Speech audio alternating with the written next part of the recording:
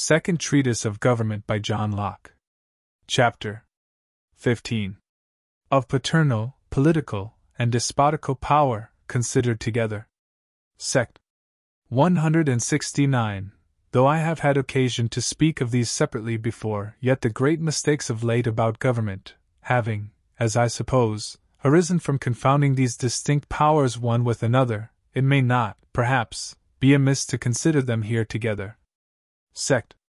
170. First, then, paternal or parental power is nothing but that which parents have over their children, to govern them for the children's good, till they come to the use of reason, or a state of knowledge, wherein they may be supposed capable to understand that rule, whether it be the law of nature, or the municipal law of their country, they are to govern themselves by, capable, I say, to know it, as well as several others, who live as freemen under that law.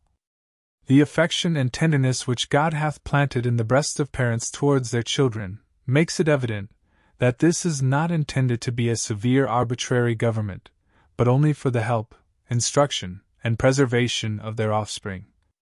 But happen it as it will, there is, as I have proved, no reason why it should be thought to extend to life and death, at any time, over their children, more than over anybody else.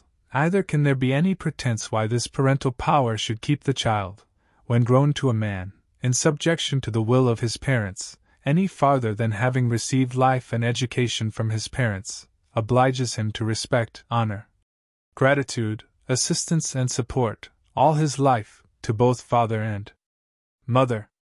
And thus, 'tis true, the paternal is a natural government, but not at all extending itself to the ends and jurisdictions of that which is political. The power of the father doth not reach at all to the property of the child, which is only in his own disposing. Sect. 171. Secondly, political power is that power, which every man having in the state of nature, has given up into the hands of the society, and therein to the governors, whom the society hath set over itself, with this express or tacit trust, that it shall be employed for their good, and the preservation of their property.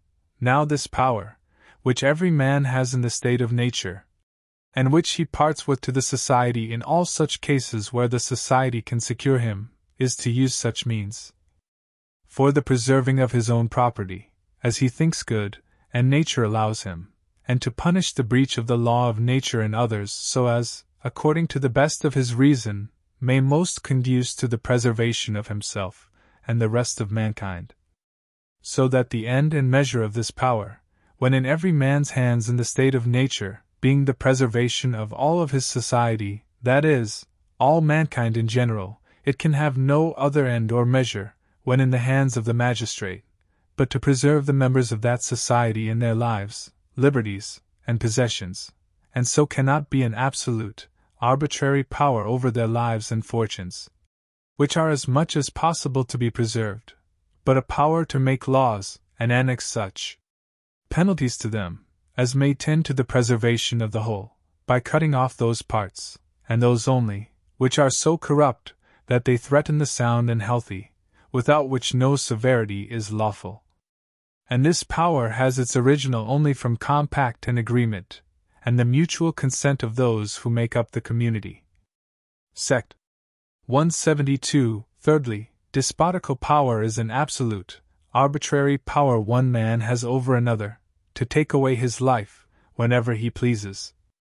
This is a power, which either nature gives, for it has made no such distinction between one man and another, nor compact can convey, for man not having such an arbitrary power over his own life, cannot give another man such a power over it, but it is the effect only of forfeiture, which the aggressor makes of his own life, when he puts himself into the state of war with another, for having quitted reason, which God hath given to be the rule betwixt man, and the common bond whereby humankind is united into one fellowship and society, and having renounced the way of peace which that teaches, and made use of the force of war, to compass his unjust ends upon another, where he has no right, and so revolting from his own kind to that of beasts, by making force, which is theirs, to be his rule of right, he renders himself liable to be destroyed by the injured person, and the rest of mankind, that will join with him in the execution of justice,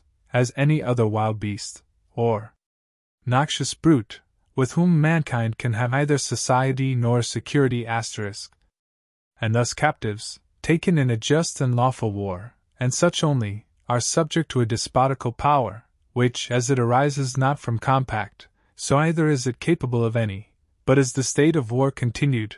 For what compact can be made with a man that is not master of his own life? What condition can he perform? And if he be once allowed to be master of his own life, the despotical, arbitrary power of his master ceases.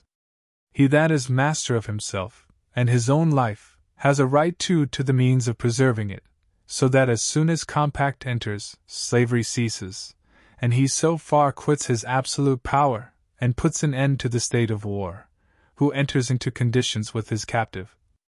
Another copy corrected by Mr. Locke has it thus: noxious brute that is destructive to their being.